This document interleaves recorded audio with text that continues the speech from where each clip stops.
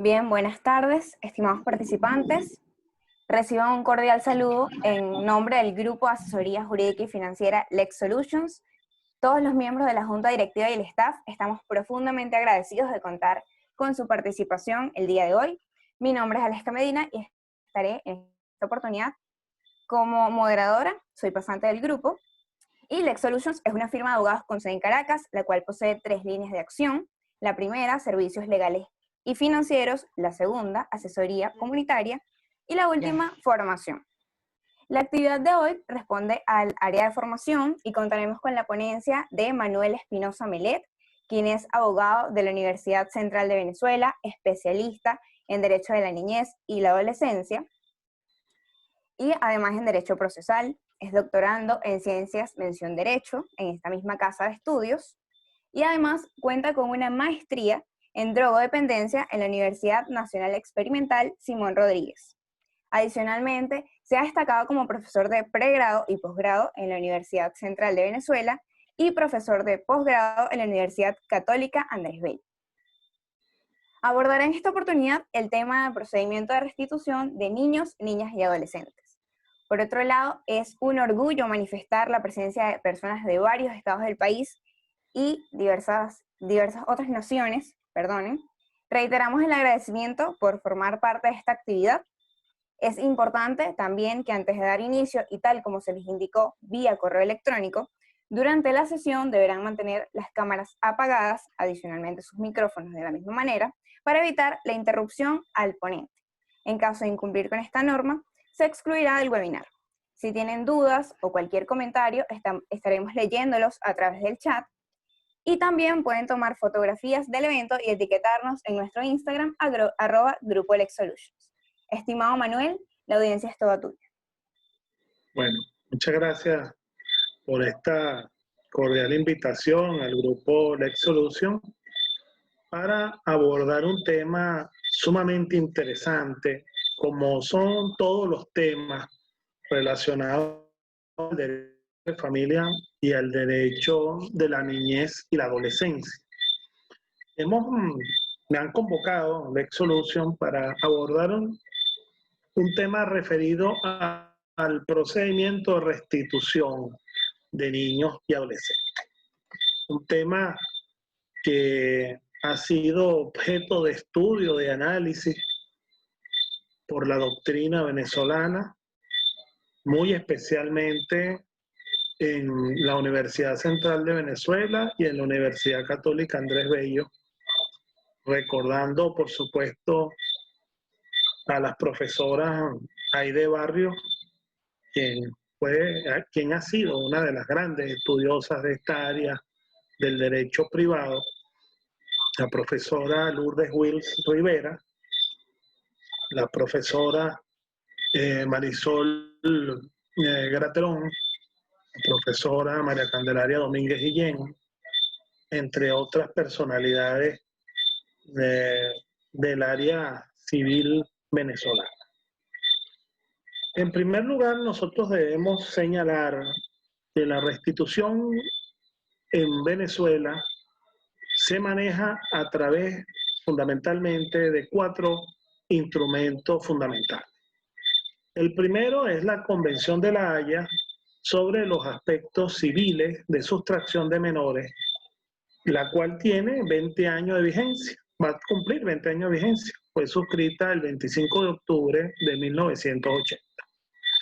La segunda es la Convención Interamericana sobre Restitución Internacional de Menores, la cual fue suscrita el 15 de julio de 1989. Cabe destacar, por supuesto, que ambas normas, tanto la Convención de La Haya como la Convención Interamericana, hoy día, por supuesto, detentan un rango constitucional a tenor de lo dispuesto en los artículos 23 y 78 de la Constitución de la República Bolivariana de Venezuela. Y por supuesto, tienen aplicación inmediata en relación a todo supuesto de retención o de traslado ilícito internacional de niños y adolescentes. también nosotros tenemos, por supuesto, que aplicar la resolución número 2017-019 de fecha 4 de octubre de 2017, mediante la cual se establece el procedimiento a seguir para la aplicación del Convenio de La Haya del 25 de octubre de 1980, que lo acabamos de señalar, sobre los aspectos civiles de sustracción internacional de menores. Esta resolución emana, por supuesto, del Tribunal Supremo de Justicia y es aplicable a todos los circuitos judiciales de protección de niñas y adolescentes a nivel nacional. Y fue publicada en la Gaceta Oficial de la República Bolivariana de Venezuela, número 41.461, de fecha 15 de agosto de 2018. Ahora, muy bien. En lo que respecta al tema de restitución, nosotros tenemos que plantearnos un escenario. ¿Por qué se restituye a un niño o adolescente? ¿Cuál es la causa por la cual se genera esta situación irregular? Fíjense que ambos instrumentos, tanto la Convención Interamericana como la Convención de La Haya, coinciden en que el niño adolescente ha sido objeto de una sustracción o retención ilegal y que evidentemente eso va en detrimento de una institución fundamental que es la institución de la custodia, lo que antes era la guarda. En Venezuela también nosotros debemos hacer referencia, por supuesto, a la norma establecida en el artículo 390 de la Ley Orgánica para la Protección de Niños, Niñas y Adolescentes, que es la única norma que nos señala lo atinente a la retención de los niños y adolescentes. Y dicha norma dice expresamente lo siguiente: el padre o la madre que sustraiga o retenga indebidamente a un hijo cuya custodia haya sido otorgada al otro o un tercero, debe ser conminado judicialmente a que lo restituya a la persona que ejerce la custodia y responde por los daños y perjuicios que su conducta ocasione al hijo, debiendo reintegrar todos los gastos que se haya hecho para obtener la restitución del niño o adolescente retenido. Fíjense ustedes que la norma precisamente señala los dos puntos que han sido objeto de análisis tanto de la Convención de La Haya como del mecanismo previsto en la Convención Interamericana. Estamos hablando de un menor de edad que ha sido retenido, que ha sido sustraído de forma indebida, de forma ilegal, y ese menor de edad que ha sido indebidamente sustraído, retenido, la persona que ha materializado este hecho, pues tiene que ser evidentemente conminado judicialmente a la restitución del menor, y además de eso, la propia norma, en comento, señala que deberá responder por los daños y los perjuicios que su conducta ha ocasionado al niño o adolescente. Y por supuesto, y esto es algo muy importante, deberá también reintegrar todos y cada uno de los gastos que se han ocasionado con relación a la obtención de la restitución de este niño adolescente. Eso vamos a abordar ya para las conclusiones, cuando lleguemos al punto de conclusiones, este último ítem del tema de los gastos, que es algo muy importante porque uno de los aspectos, de los elementos que más preocupa en el tema de restitución internacional es precisamente los emolumentos, los gastos que esto ocasiona, el perjuicio que ocasiona el poder hacer el procesamiento respectivo a la restitución. A pesar de que en Venezuela, como todos sabemos, la justicia, entre comillas, es gratuita. ¿Cuál es la procedencia de la restitución? De acuerdo con el artículo 3 del Convenio sobre los aspectos civiles de la sustracción internacional de menores, la cual, por cierto, cabe destacar que alcanza un radio de acción hasta los 16 años de edad. Esa es la edad tope en la cual este convenio se puede aplicar.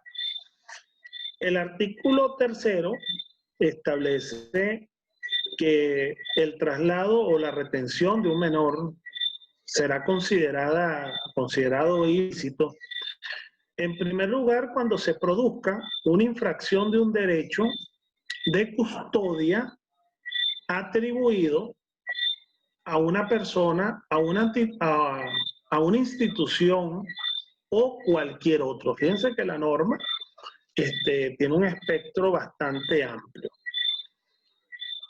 El caso común, el caso más palpario, es el caso de custodia de un menor que esté en custodia de uno de los progenitores, padre o madre. Recordemos que la custodia puede ser conferida a cualquiera de los dos. Y cabe acotar aquí algo muy importante, en la cual nosotros, desde la Universidad Central de Venezuela, hicimos mucho énfasis cuando se hizo la reforma de la LOPNA en 2007, que era que se consideraba con la anterior Ley Orgánica de Protección del Niño y del Adolescente, que tuvo vigencia hasta el año 2007, que el menor de 7 años debía permanecer con la madre. La guarda la debería tener la madre, consideraba la norma. Y afortunadamente, cuando se hizo la modificación del año 2007, se estableció que fuera con el padre o la madre, porque había una discriminación hacia el progenitor. A veces los progenitores resultan ser mucho mejor custodios que hasta la propia madre. Ese es el primer caso que plantea el artículo 3 en cuanto al traslado o retención del menor en su consideración ilícita. El segundo caso es cuando este derecho se ejerza de forma efectiva, separada, por supuesto, conjuntamente, en el momento del traslado o la retención, o se habría ejercido de no haberse producido dicho traslado o retención. Entonces, evidentemente, nosotros aquí encontramos el ejercicio pleno de la custodia o una expectativa de que esa custodia efectivamente se iba a materializar. Entonces, en estos dos casos, nosotros encontramos el fundamento de la ilicitud del traslado o retención de un niño o adolescente. Estos son los dos casos que establece el convenio.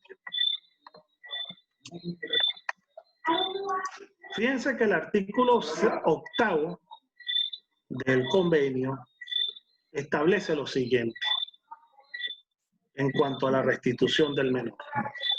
Toda persona, institución u organismo que sostenga que un menor ha sido objeto de traslado o retención con del derecho de custodia podrá dirigirse a la autoridad central de la residencia habitual del menor o la de cualquier otro estado contratante para que con su asistencia quede garantizada la restitución del menor. Dicha solicitud incluirá, primero, información relativa a la identidad del solicitante, del menor y de la persona que se alega que ha sustraído o retenido al menor correspondiente. Eso en primer lugar. Todos los datos, por supuesto, que conduzcan a la identidad tanto del solicitante como del menor de edad. Y, por supuesto, de la persona que ha retenido o sustraído a dicho menor. En segundo lugar, la fecha de nacimiento del menor de edad. En tercer lugar, los motivos, los fundamentos por los cuales el solicitante alega la retención indebida del menor.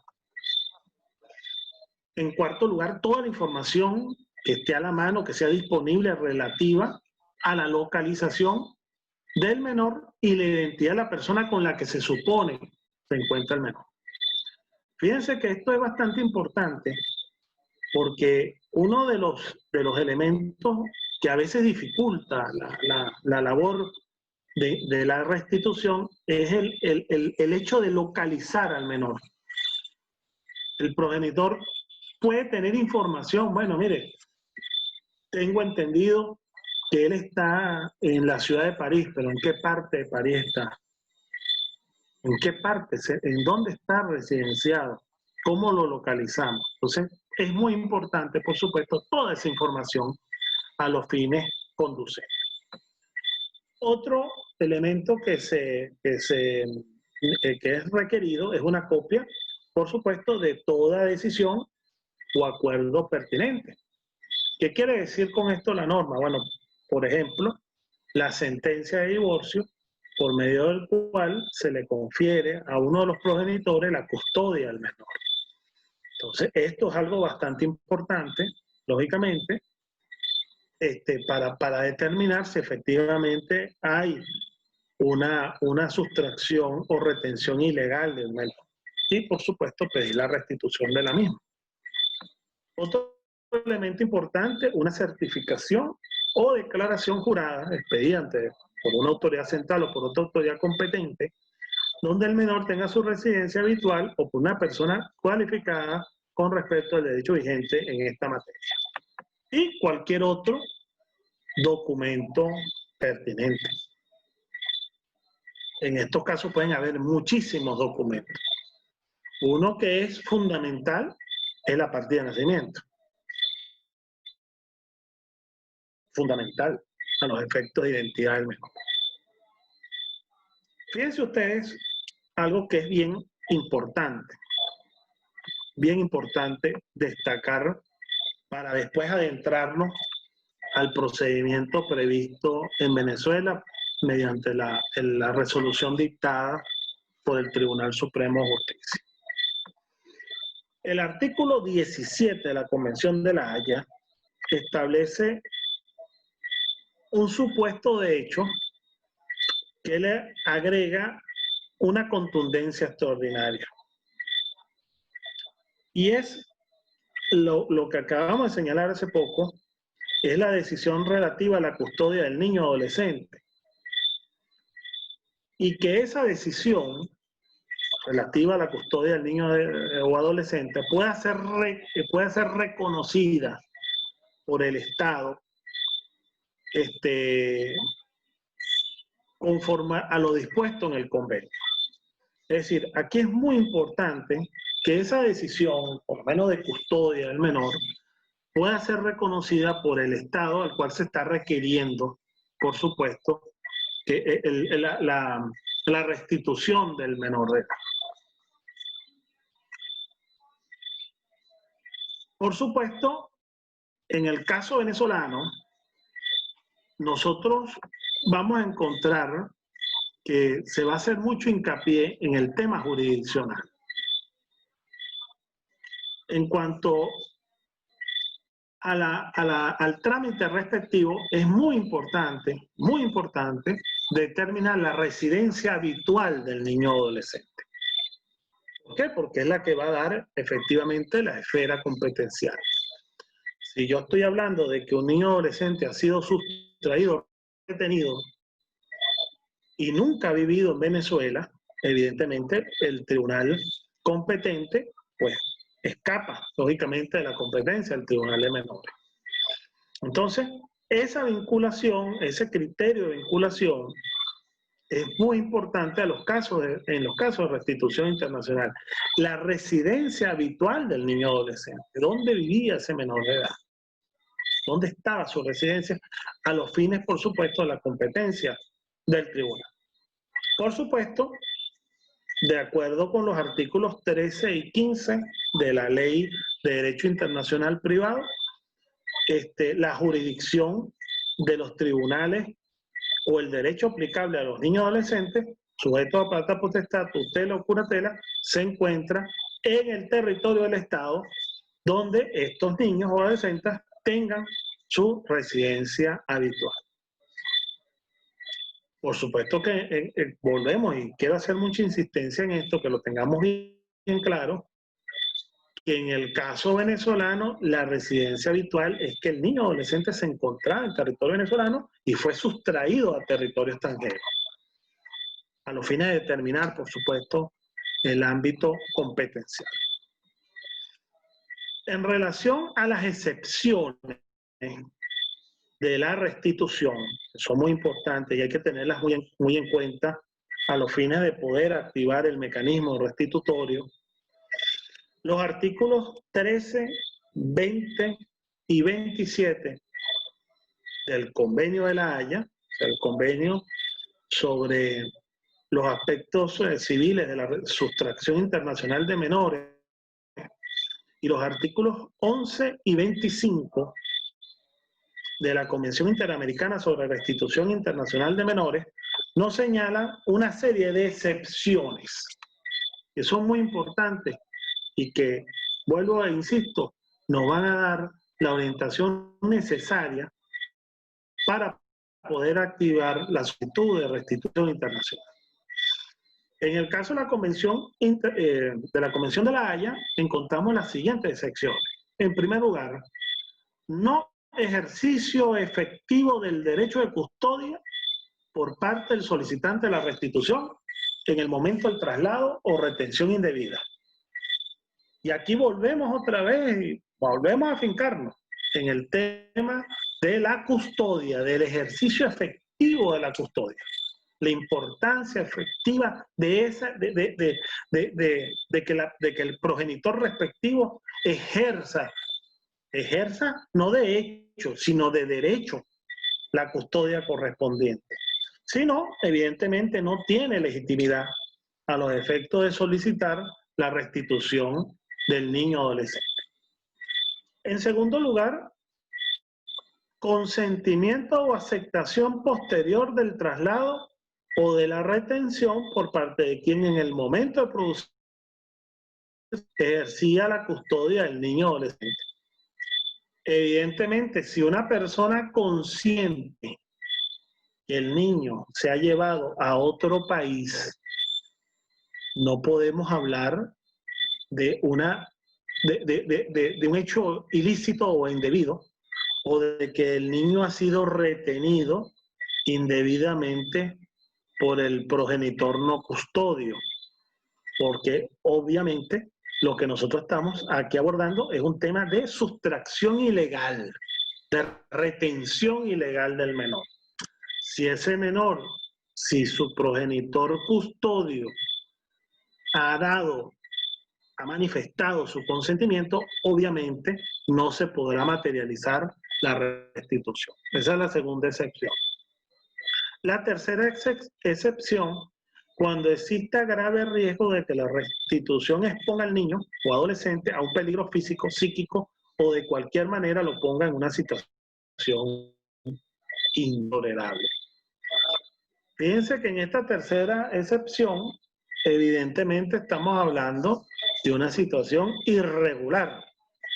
Lógicamente, que si yo traigo nuevamente al niño al sitio donde supuestamente debe permanecer, bueno, ese niño va a estar puesto a un peligro que afecte, por supuesto, su aspecto físico, su aspecto psíquico, o en cualquier otra forma se pueda exponer a peligro. Entonces, lógicamente, si existe un riesgo manifiesto, no va a prosperar la restitución. En cuarto lugar, cuando el niño o adolescente haya logrado una edad y grado de madurez apropiado para tomar en cuenta su opinión y oponerse a la restitución. Esto es muy importante. Yo siempre he sido un defensor de la opinión del niño adolescente. La importancia del artículo 80 de la LOPNA. y por supuesto la contundencia del criterio del menor, que florece evidentemente ese tan llamado interés superior del niño, artículo 8 de la LOBNA, y que a veces creo que ha habido en Venezuela una hipérbole, se ha exagerado con el tema del interés superior. Pero en el caso de restitución, por supuesto, la opinión del menor es bien importante. Por supuesto, tomando en cuenta la edad, el grado de madurez del menor de edad, para verificar si efectivamente esa opinión del niño adolescente tiene cabida en cuanto a la solicitud de restitución internacional. Es muy importante escuchar, por supuesto, la opinión del menor. Otra sección es cuando no lo permitan los principios fundamentales del Estado requeridos en materia de protección de los derechos humanos y de las libertades fundamentales. Otra sección, cuando se ponga de manifiesto que no se han cumplido las condiciones requeridas en el convenio o que la demanda carezca de fundamento, la autoridad central no estará obligada a la aceptación de la misma. Entonces, aquí encontramos estas excepciones que están comprendidas, como lo hemos señalado, en el Convenio de La Haya y en la Convención Interamericana sobre Restitución Internacional de Menores.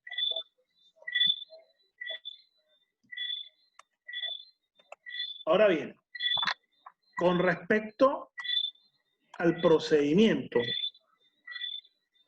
que se ha establecido en Venezuela para la restitución de niños adolescentes, nosotros debemos destacar la carencia de procedimiento en cuanto a la restitución desde la vigencia de la LOBNA hasta el año 2017. Eso produjo una serie de decisiones del Tribunal Supremo de Justicia, tanto de la sala, especialmente de la sala constitucional y de la sala político-administrativa, donde la propia sala constitucional, con ponencia de la magistrada Carmen Zuleta de Merchán, reconoce la urgente necesidad de establecer unas directrices, unos lineamientos para el tema de la restitución internacional. ¿Por qué no? Porque no existía. Y entonces los tribunales de instancia, los tribunales, lo que eran antes las salas de juicio de niños y adolescentes, hoy tribunales de protección, tenían sentencias que eran absolutamente contradictorias. ¿Por qué? Porque no había una uniformidad de criterio, había un desorden absoluto. Y entonces lo que sucedía, y era lo que más se generaba, era que en medio de tanto desorden con respecto al tema restitutorio, el tribunal terminaba decidiendo algo que no era el tema decidendo, que era, por ejemplo, quién tenía o no la custodia, o el tema de obligación alimentaria, o el tema de derecho de visita. Entonces, lógicamente, hasta que hubo una absoluta conciencia de la necesidad de reglamentar restitutorio en Venezuela, que el Tribunal Supremo de Justicia, mediante la resolución número 2017-019, de fecha 4 de octubre de 2017, bueno, estableció, por supuesto, el procedimiento a seguir para la aplicación del Convenio de La Haya.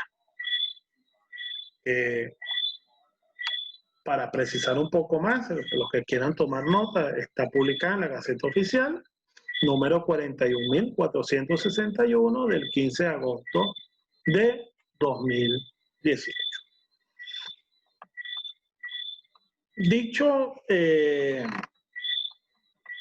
Dicha resolución, en su artículo primero, nos señala los requisitos de admisibilidad de la solicitud, de la demanda.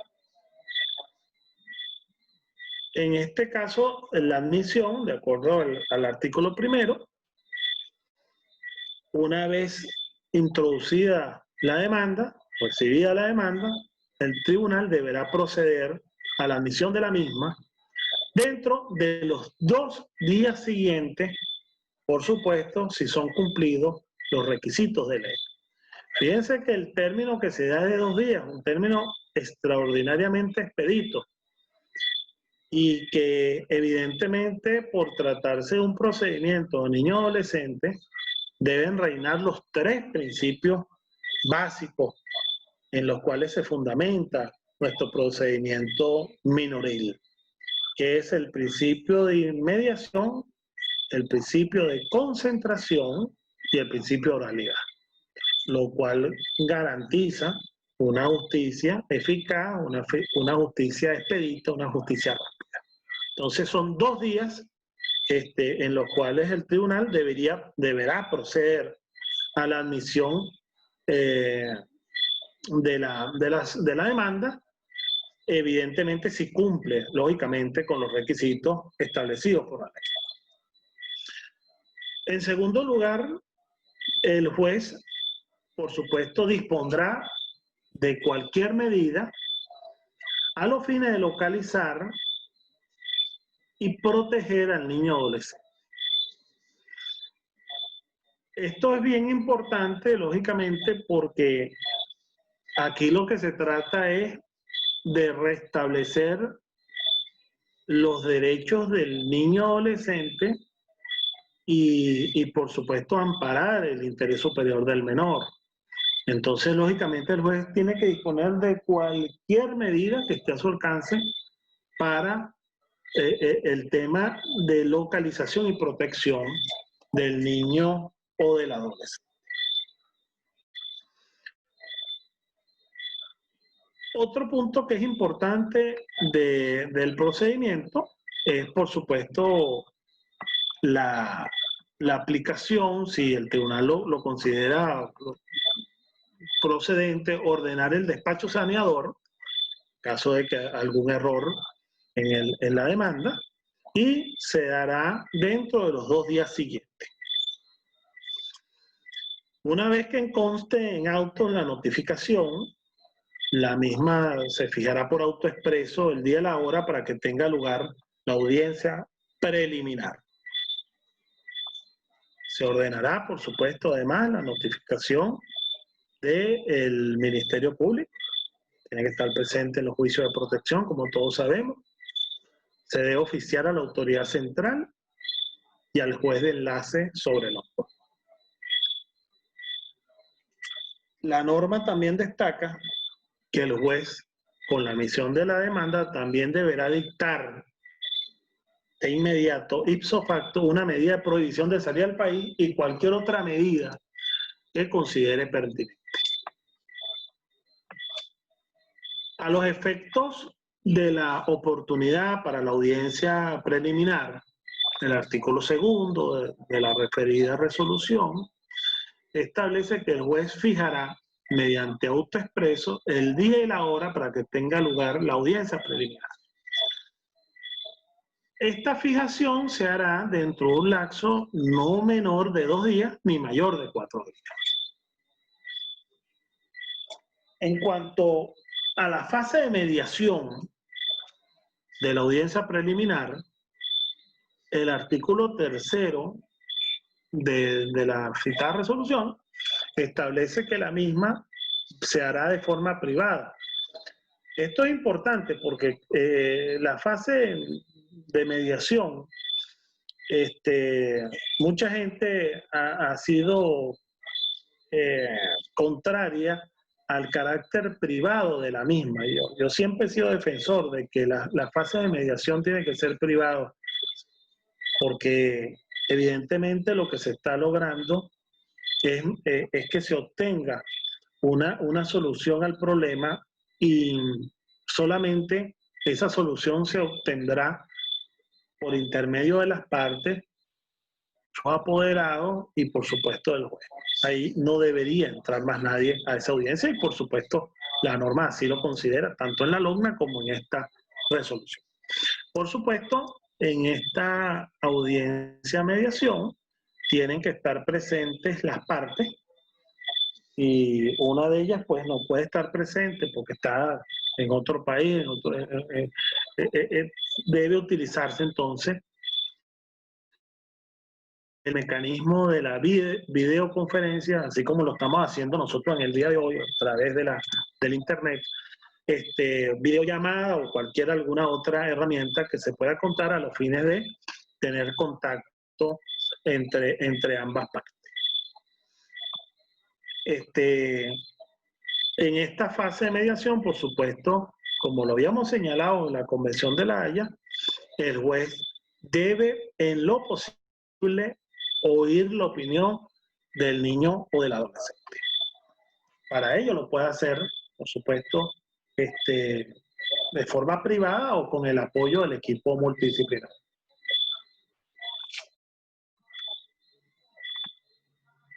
Hay otra arista o otro elemento importante en la fase mediadora que yo comparto de la resolución, es que la fase de mediación no puede exceder en ningún caso de 3 días de despacho.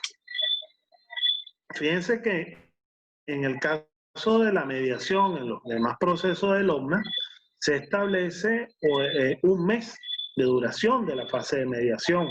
En el caso de restitución se establecieron 3 días nada más, 3 días de despacho.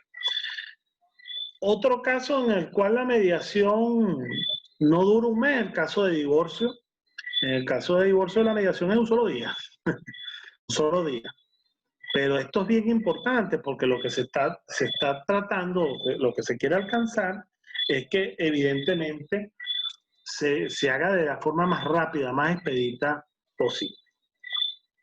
En el caso de que haya un acuerdo, bueno, sencillamente el juez homologará el respectivo acuerdo, por supuesto, teniendo muy en cuenta esa restitución internacional debe venir lógicamente con un régimen de visita o convivencia familiar. Lógicamente no podemos obviar ese punto. Por supuesto, en el caso de que no comparezca la persona demandante, de toda forma, en forma física o a través de videoconferencia, videollamada, va a continuar el proceso. En el caso de la no comparecencia de la parte demandada, sin causa justificada, se van a presumir como ciertos los hechos alegados hasta prueba en contrario y, por supuesto, va a continuar el proceso hasta lograr su finalidad, por tratarse, obviamente, de un tema de orden público. En el caso de la fase de sustanciación, ya ha culminado la fase mediadora, no hubo acuerdo, pasaron los 3 días de despacho que establece la norma, vamos entonces a la oportunidad para la realización de la fase de sustanciación.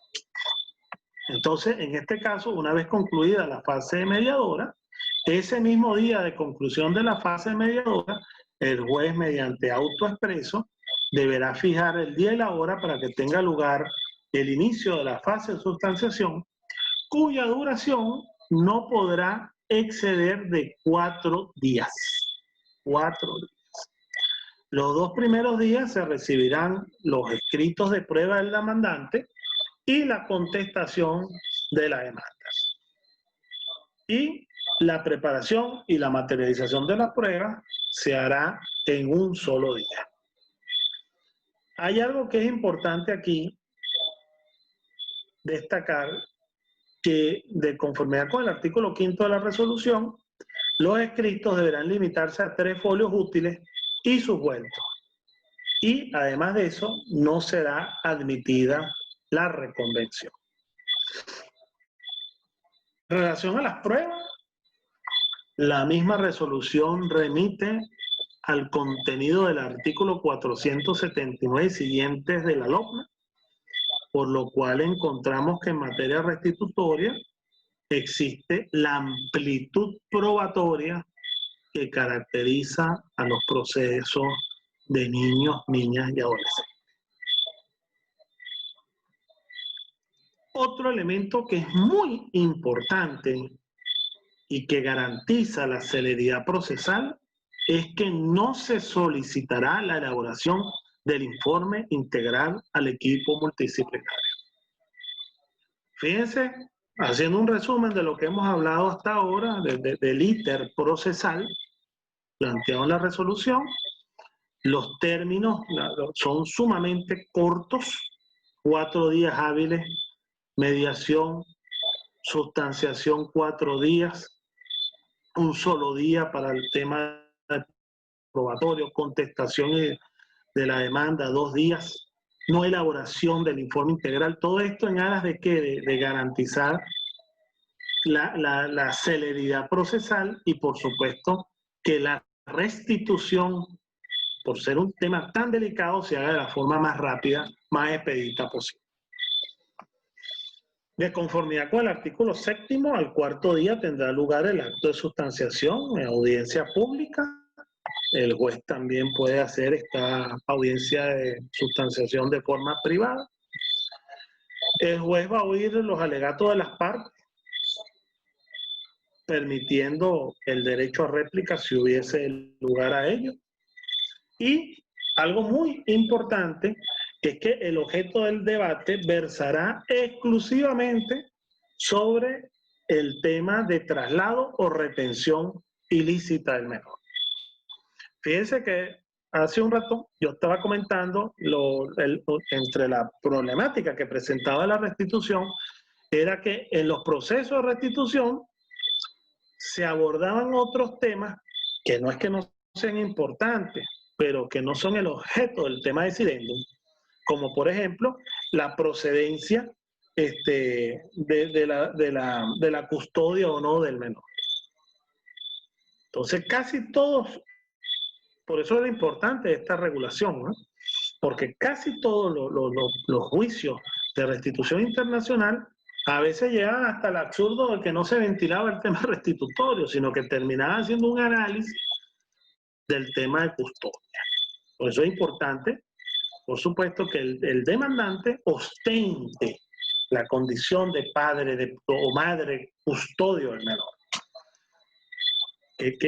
Si yo me divorcié, bueno, aquí está la sentencia de divorcio, efectivamente se me confiere a mí la custodia.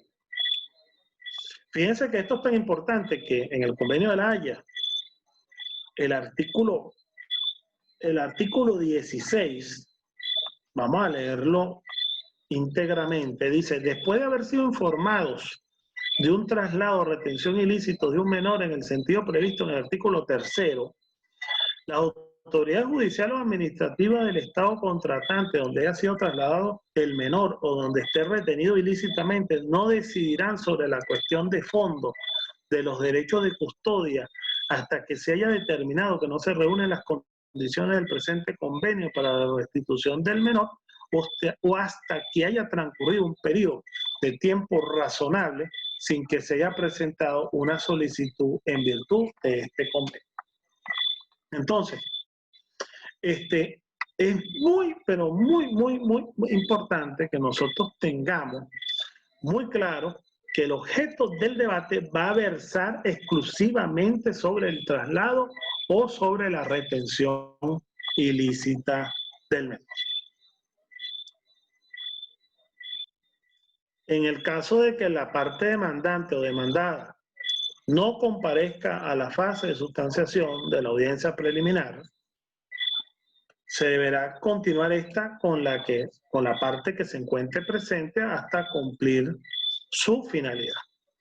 En el caso de que ambas partes no comparezcan, se dará por terminado el proceso mediante sentencia oral reducida a un acta que será publicada el mismo día.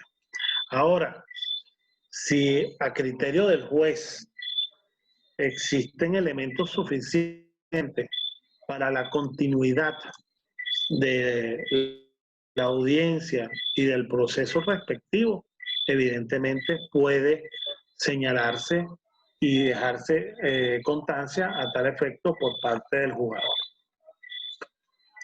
A los fines de la oportunidad de la audiencia de juicio, ya ha concluido, por supuesto, la fase de sustanciación, pasamos a la fase de juicio propiamente.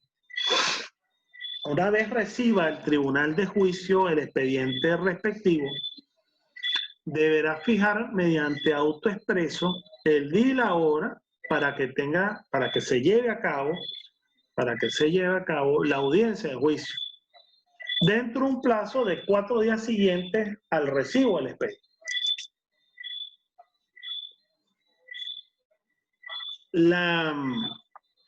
La audiencia de juicio, por supuesto, va a ser presidida obviamente por el juez, se va a hacer de forma privada, no va a ser una audiencia pública.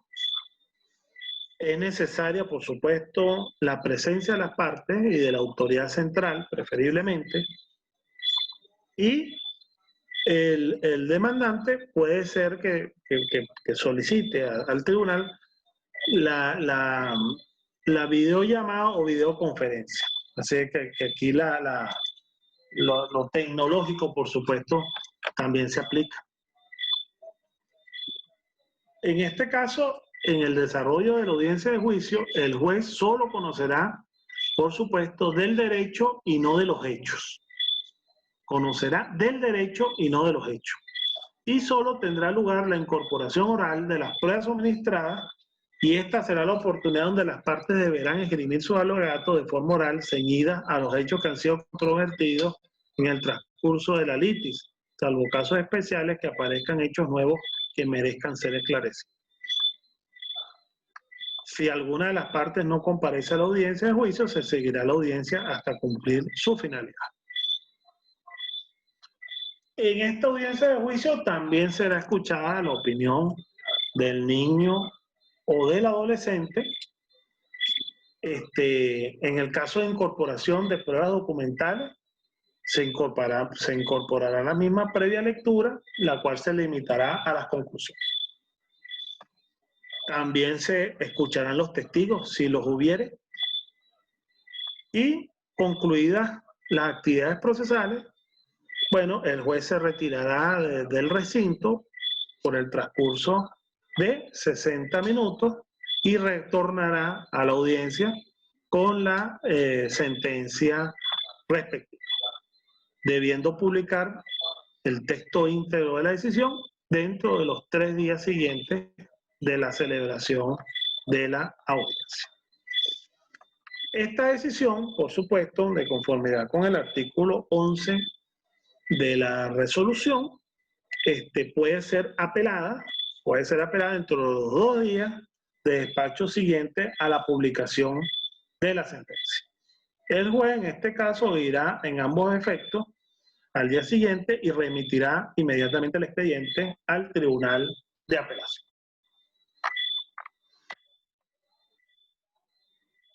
Una vez recibido el expediente por el Tribunal Superior, admitirá la apelación ese mismo día y el recurrente deberá consignar su escrito en fundamentación de la apelación dentro de los 2 días de despacho siguiente al recibo de admisión, en cuyo caso contra el recurrente correrán los 2 días para consignar los escritos argumentativos respectivos. El día y hora señalados por el tribunal se llevará a cabo la audiencia de apelación, la cual deberán comparecer, por supuesto, ambas partes, bien de forma personal o de forma a través de videollamada o videoconferencia, y a los fines de formular los alegatos y su defensa oral. Y la sentencia, al igual que en el caso de la audiencia de juicio, el juez se retirará de la sala, concluido dicho lapso de 60 minutos, retornará a la misma para señalar cuál es la decisión del Tribunal Superior. Contra ese fallo, se puede ejercer el recurso de casación correspondiente. Con respecto a la ejecución de la sentencia, vamos a leer expresamente el artículo 15 de la resolución. Establece: declarada la sentencia definitivamente firme, las actuaciones deberán remitirse al Tribunal de Primera Instancia de Mediación, Sustanciación y Ejecución a los fines de ejecutar lo ordenado según lo establecido en la Ley Orgánica Procesal del Trabajo. Recibió el expediente del Tribunal Procurador de Ejecución Voluntaria. Bueno.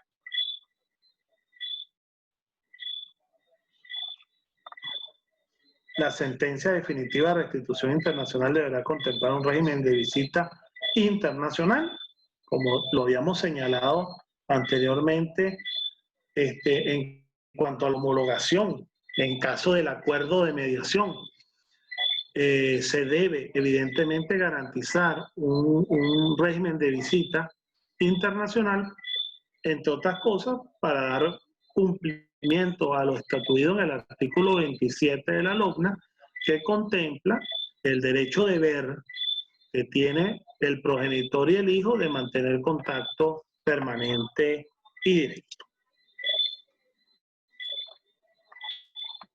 Bueno, eso es a grosso modo el procedimiento previsto en esta resolución del Tribunal Supremo de Justicia, la resolución número 2017-019, por medio de la cual se establece el procedimiento a seguir para la aplicación del Convenio de La Haya, que viene precisamente a cubrir la carencia procedimental que sobre la materia existía en Venezuela, que he hecho mucho énfasis en ello, y que afortunadamente de esta resolución nosotros debemos destacar el hecho de la celeridad procesal, la importancia de la garantía de que el proceso de restitución se efectúe, se realice de forma expedita, de forma rápida. Ya para concluir, debemos destacar que uno de los problemas más graves, más delicados de la restitución internacional, y eso lo señalé al inicio de mi disertación, es el tema de los costos. Lo costoso de la restitución. Entonces aquí cabe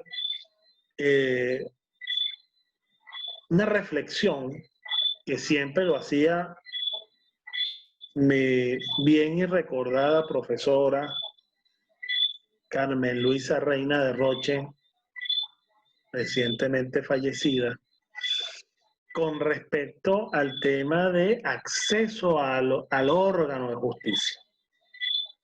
El problema de acceder al órgano jurisdiccional. Y era lo que yo les decía al inicio.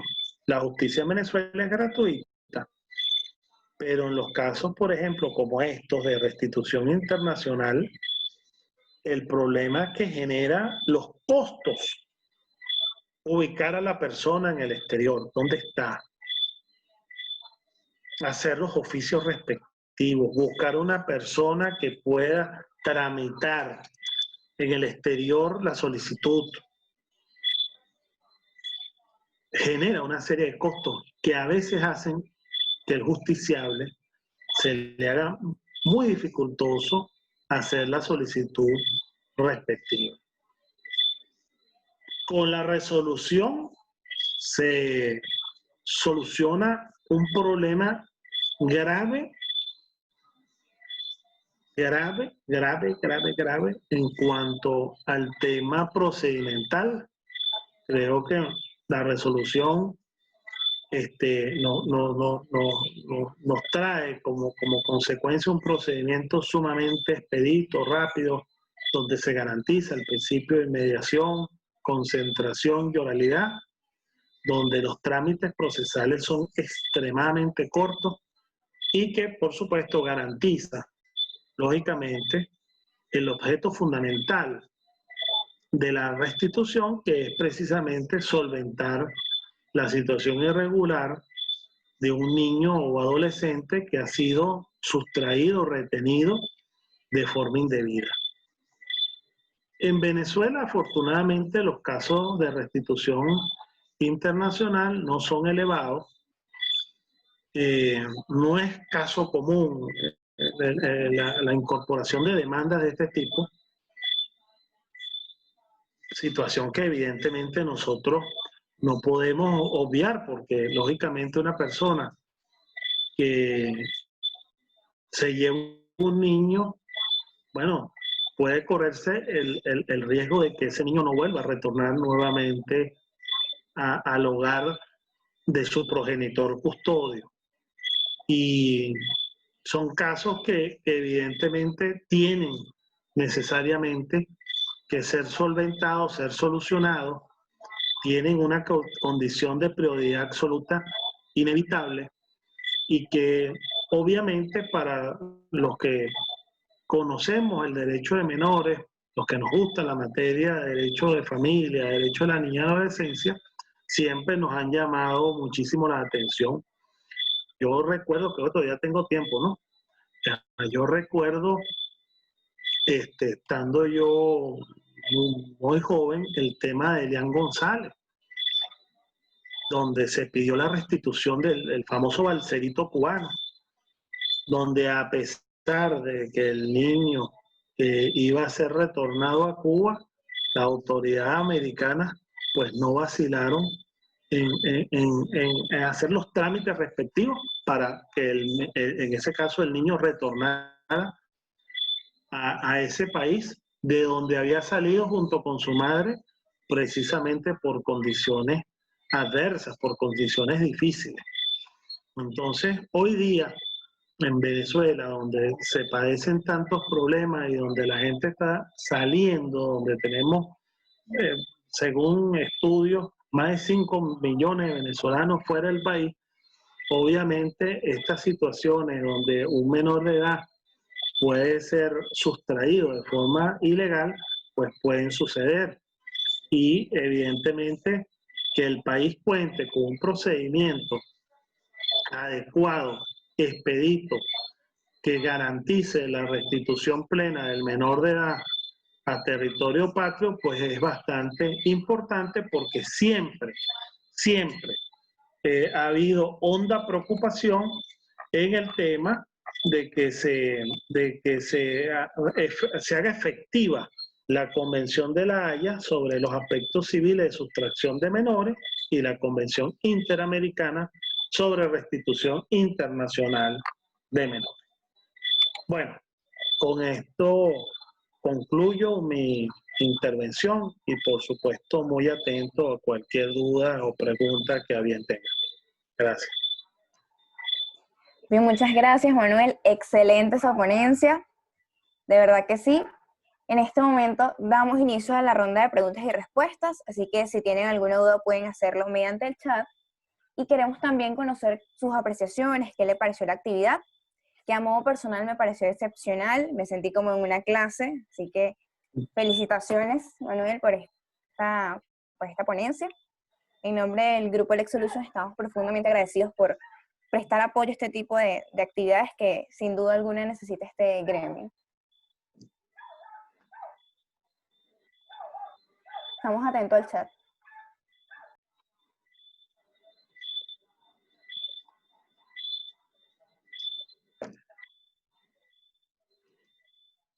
Un saludo para José Miguel Martín.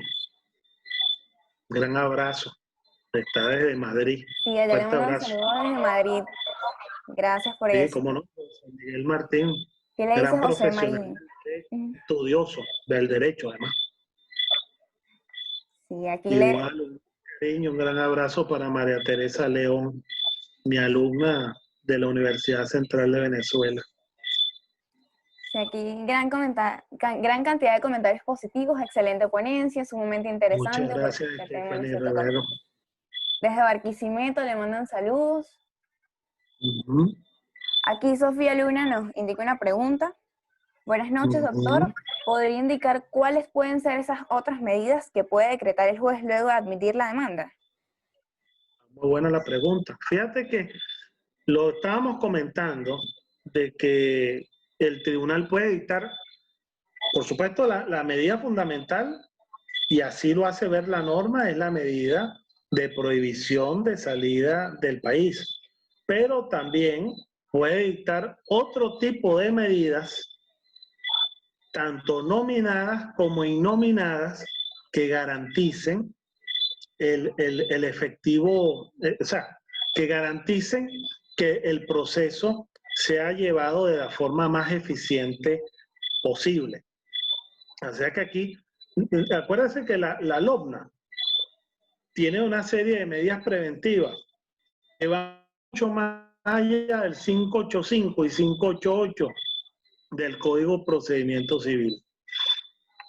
Lógicamente, habrá medidas que no tendrán cabida. Por ejemplo, medida de secuestro, la medida de prohibición de enajenar y gravar. Pero, por ejemplo, una medida de retención de pasaporte, una medida que es bastante viable en estos casos. Pero nosotros, evidentemente, ante una situación, todo dependerá de la situación en la cual está exponiendo el demandante su solicitud, pero obviamente puede adoptar una serie de medidas que le garanticen por lo menos la efectividad de que el fallo no quede ilusorio. El FOMUS Boni Iuri, el periculum in mora. Excelente. Por acá también tenemos, con mucho honor decimos, a la profesora Edilia de Freitas, saludando por acá, quien nos prestó apoyo recientemente. Mi hermana de la vida, Edilia de Freitas de Godella. Así es.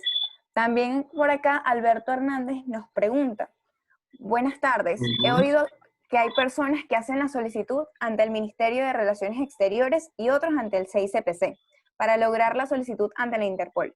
¿Esto puede ser un procedimiento paralelo al judicial? No, lo que pasa es que, claro, hay mucha gente que acude a estas instancias en aras de garantizarse, por lo menos que, porque si ¿cómo actúa el Interpol si no tiene un mandato judicial? Si no hay una orden judicial.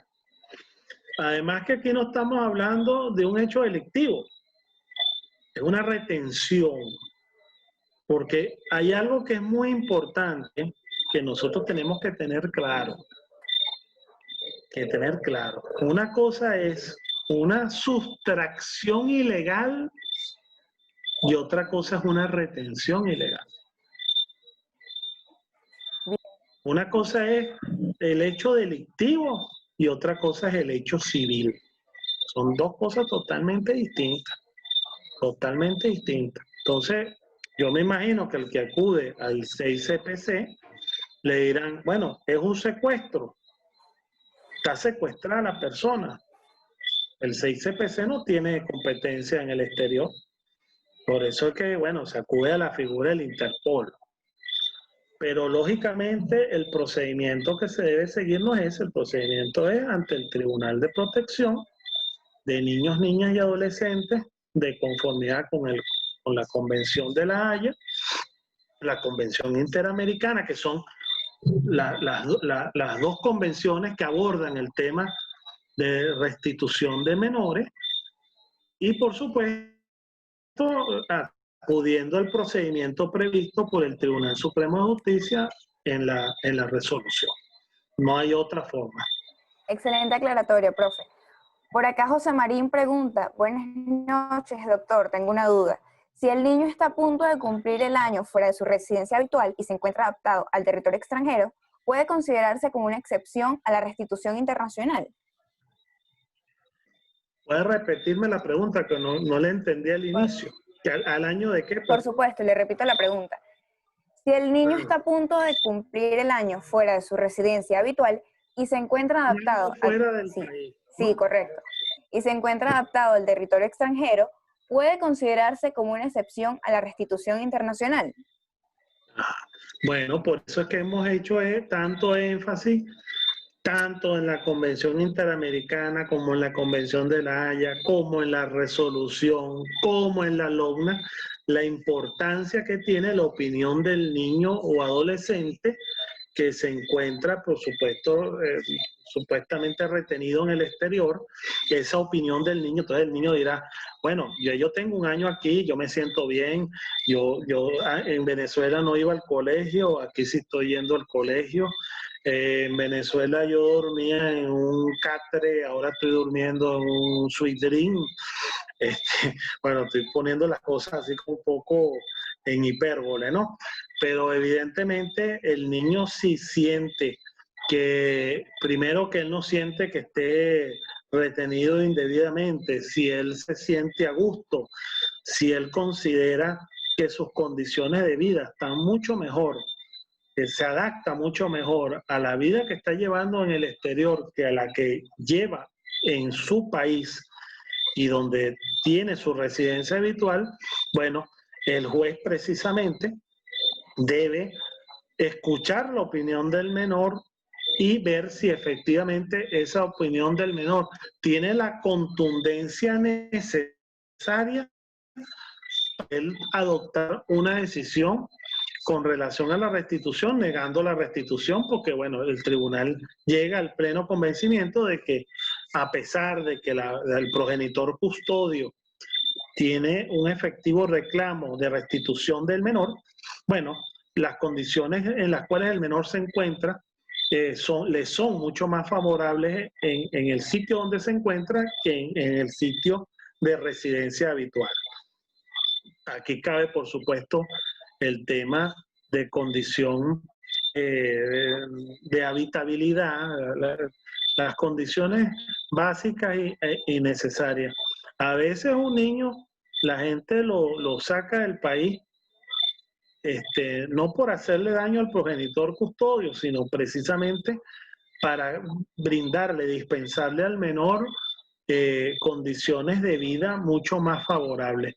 Y por eso es que el juez debe aplicar, entre otras cosas, la sana crítica, el buen criterio, para poder determinar si efectivamente ese niño adolescente en esa declaración, en esa manifestación, en ese consentimiento, bueno, tiene cabida para denegar o para admitir la restitución. Es muy importante la opinión del menor, sin duda alguna. Por supuesto, tomando en cuenta la edad y madurez del niño adolescente.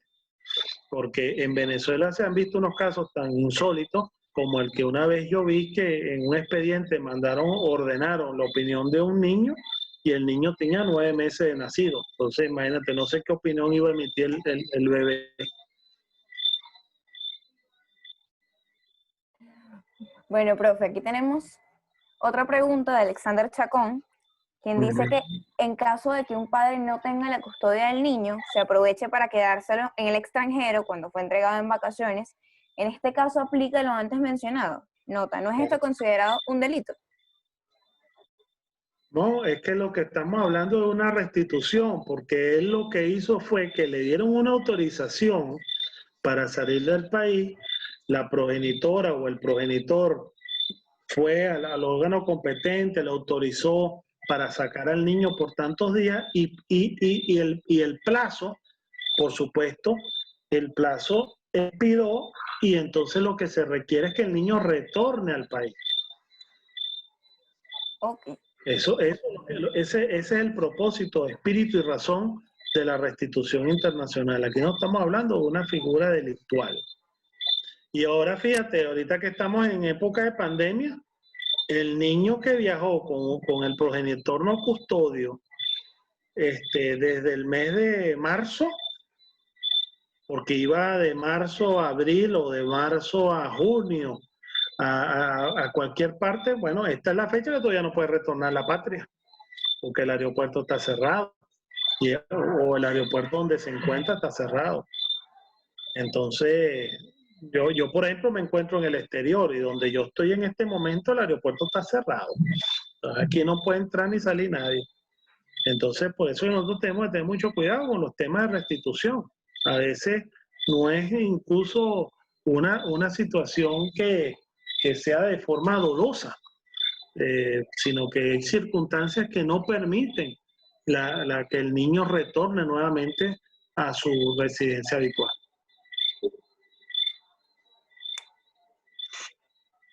Bien, ya para... Como bien lo dijo José Miguel, exactamente, en Madrid hay una cantidad de personas que no han podido retornar a Venezuela. Justamente, yo le iba a leer ese comentario en razón de lo que está usted diciendo allí. Ya para cerrar, tenemos una última pregunta de Alberto Hernández, quien conforme a su ponencia pregunta que si se puede oponer la situación de Venezuela en el tema de sanciones, violación de derechos humanos, ante la solicitud de una restitución realizada por el custodio legal en Venezuela de un niño o adolescente que esté fuera del país. Bueno, eso podría ser un hecho alegable.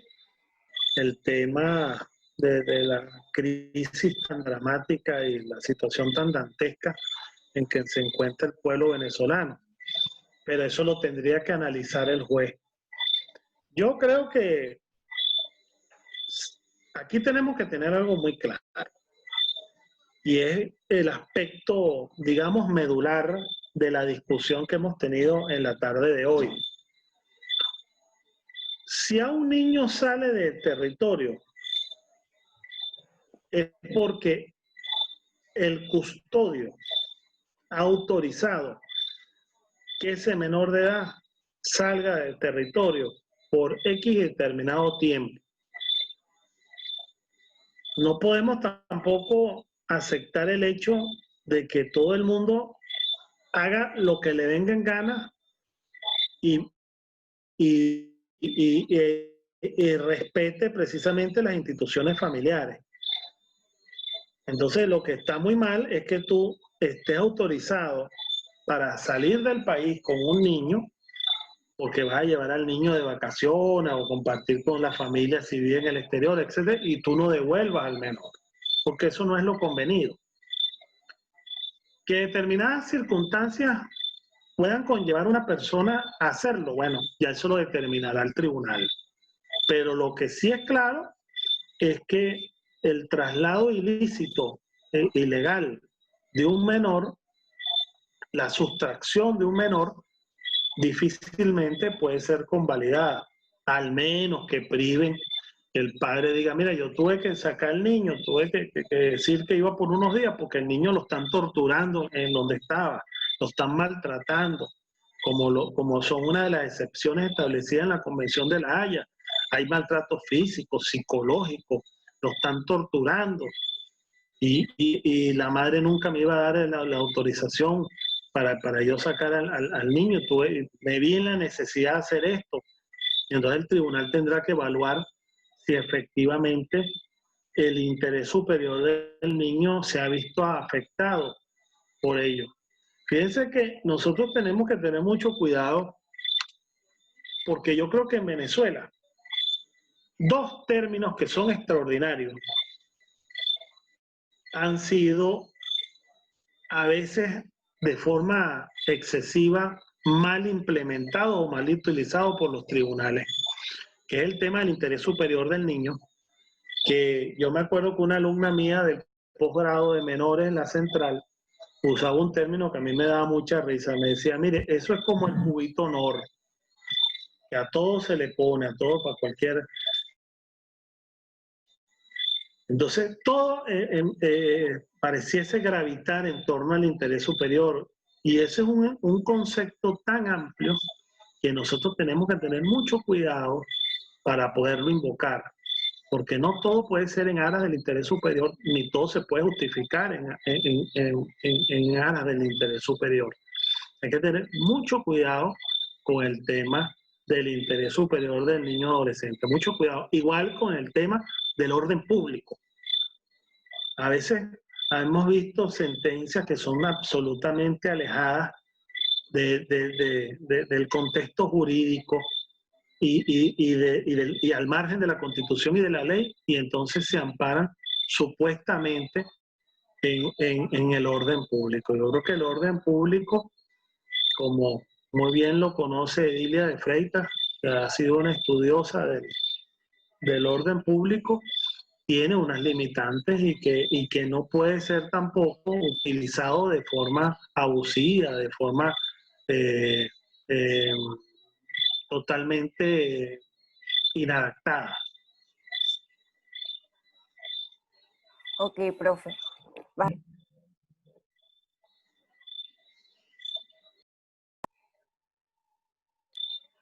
Profe, aquí Alexandra Chacón nos pregunta que si un padre que está con el niño en el extranjero le niega al otro que está en Venezuela mantenerse en contacto con el niño por vía remota, ¿puede el progenitor afectado realizar algún tipo de acción?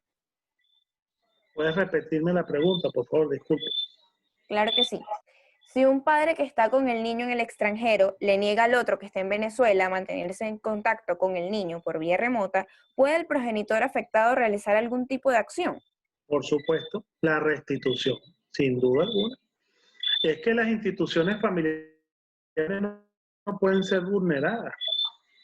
El hecho de que un niño o adolescente esté en el exterior, no se le puede violar el derecho que tiene el progenitor no custodio de que se le garantice el contacto permanente y directo con el menor de edad.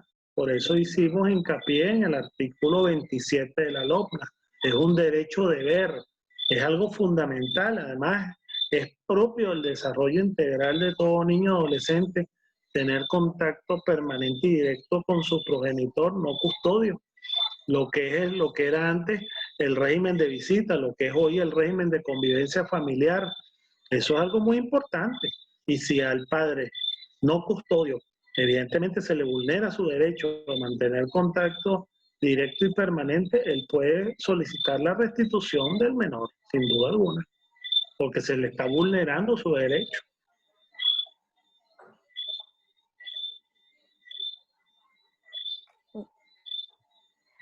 Bien, profe, muchas gracias por su excelente ponencia. Ha sido un placer para nosotros contar con su apoyo el día de hoy, por su tiempo, por todo ese conocimiento que ha impartido y que sé que les será de utilidad para todos los participantes. Y en nombre de la Junta Directiva y el staff del Grupo de Asesoría Jurídica y Financiera Lex Solutions, damos por cerrado este webinar, agradeciendo a cada uno por sus preguntas, aportes y comentarios, y sobre todo por haberse mantenido con nosotros durante toda la sesión. No olviden visitar nuestra página web www.grupolexsolutions.com y seguirnos en Instagram @grupolexsolutions para enterarse de nuestras actividades, publicaciones y próximos eventos. Muchísimas gracias a todos y nos vemos en un próximo encuentro.